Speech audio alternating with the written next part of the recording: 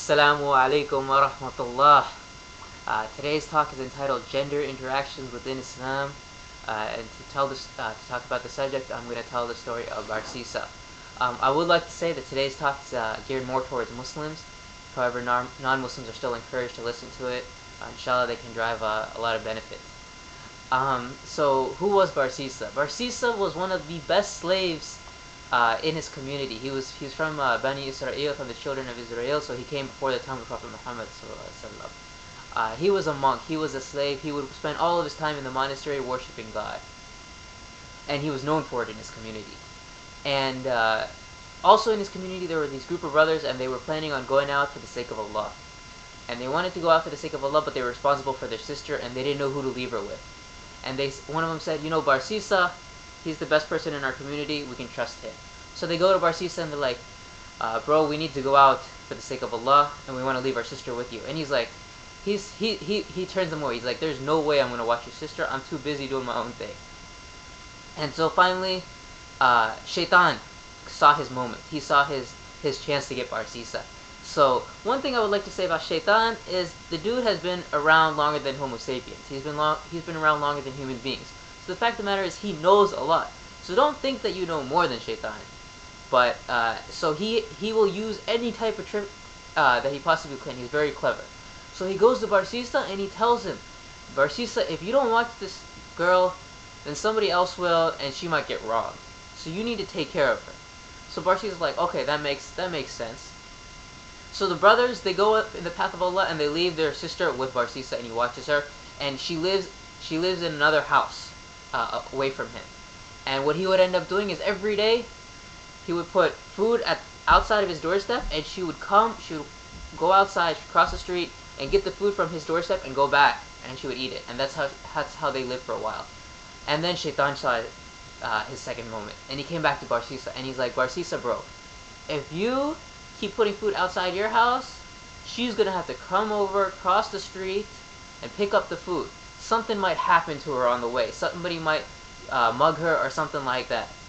So Barsisa's like, that makes sense. So what he ends up doing is he starts taking the food that he's making for her, and he starts putting it on her doorstep. And so this goes on for a while, and no problems happen. And then Shaitan comes back to Barsisa, and he's like, Barsisa, she has to open the door to pick up the food outside her doorstep? She's really beautiful. People might get dirty thoughts about her, and they might end up doing something to her. So Barsisa's like, that's true. So what he ends up doing now is he starts going inside the house and putting the food there so that she could eat it. And Shaitan keeps coming back to Barsisa. And Shaitan is patient. He doesn't do it over time, in one day. He gives him a few days or whatever, so that Barsisa gets more and more comfortable with the idea. So he goes back to Barsisa and he's like, this girl, she's really lonely. You need to talk to her. Just give her some company, because if you don't, she might get company with somebody that's not righteous. So Barsisa, it makes sense to him. So originally he starts talking to her behind a barrier so that he can't see her. So he talks to her, and he ends up spending hours talking to her, wasting his time. He's no longer the abid, the slave that he was, worshiping Allah 24/7. He ends up wasting a lot of time with this sister. And then Shaitan comes back and he's like, look, man, you need to be closer to her. You can't just talk to her from behind a veil. You need to be able to see her, because maybe she'll get lonely or something like that. And slowly, Shaitan was finding it easier and easier to convince Barsisa to take it to the next step. So much so to the point that Barsisa eventually ended up committing zina, aka fornication, with this girl. And to the point that this girl, the sister, became pregnant with Barsisa's child. And the child was born. And Shaitan comes back to Barsisa and he's like, look, dude, what have you done? You knocked up this sister, and now she's having your baby, and people are gonna know that it's yours, and she's gonna tell her brothers. So Barsisa doesn't know what to do, and Shaitan's like, kill the baby, and he kills the baby, out of worry, he doesn't know what to do. He's confused, so he ends up killing the baby, and then Shaitan's like, look, you killed the baby. Don't you think the baby's mama's gonna tell people what happened to her baby, especially her brothers, when they come back from the path of Allah? And so what Barsisa ends up doing is he ends up killing the mama of the baby too. So he buries both the baby and his mama in his house. And then the brothers come back from jihad, from the path of Allah, and they're like, where's our sister? And he's like, oh, she got sick, she died, and he shows them to a false grave, a grave that's not really hers. And they're like, oh, they pay their regrets, they're sad, and they go on their way, they go home. And then the brothers the next night, they have this dream where Shaitan comes to them, and he's like, yo, look, Barsisa totally lying to you, and he actually killed your sister, and I can prove it to you by showing you the grave, which is not the real grave. And he shows them the place of the real grave of their sister. And the brothers wake up that night from their dream, and they start talking to each other, and they realize they all have the same dream, so that they think it might be true. So they go back to the grave that Barsisa pointed out to them about the grave of their sister, and sure enough, there's no grave. There's no body within it. So then they go to where they had the dream. The grave was inside Barsisa's house. They go to Barsisa's place, and they find they open the grave, and sure enough, their sister is there along with a baby boy. So they realize what had happened, and they confront Barsisa, who admits to the crime, and he's really sad. He doesn't know what to do, and so they take him to the court, and the court finds him guilty of murder, obviously. And in the society, it was an eye for an eye, so Barsisa was to be executed.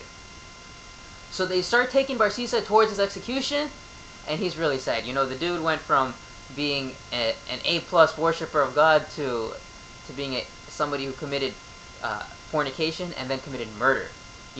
Two very severe crimes. And then Shaitan comes to Barsisa as Barsisa is being carried away for his execution, and he reveals himself. And he's like, Barsisa, it was me. I tricked you. Ha ha ha ha. And Barsisa's like, I don't know what to do. And he's like, I'll tell you what.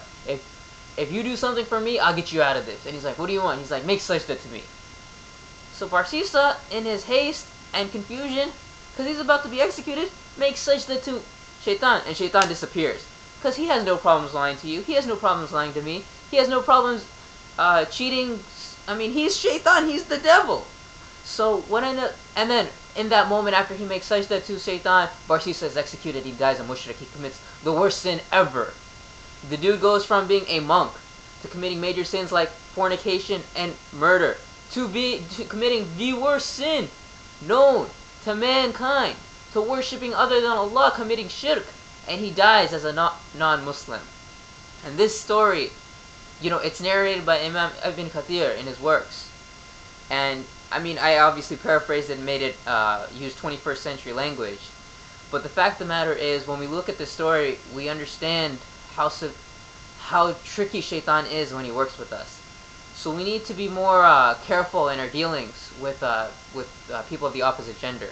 And we may have good intentions, and we can work off those good intentions. Obviously, say there's a sister in your university, and she needs to be walked home because you don't want her to get mugged. Obviously, this is something good, but there's ways to do it. You don't have to walk with her. You can walk in front of her or behind her. Or if you walk with her, you don't have to make small talk with her. Keep it to a point that is Islamically acceptable. And this story is a reminder to yourself, and definitely first and foremost to me. Inshallah, whatever the good there is from this story is from the sake of Allah, from His mercy and His bounties, and whatever bad there is, it is from me and from the accursed and rejected Shaitan. Inshallah, I hope you derive benefit from it. Jazakallah khair for listening. Wassalamu alaikum wa rahmatullahi wa barakatuh.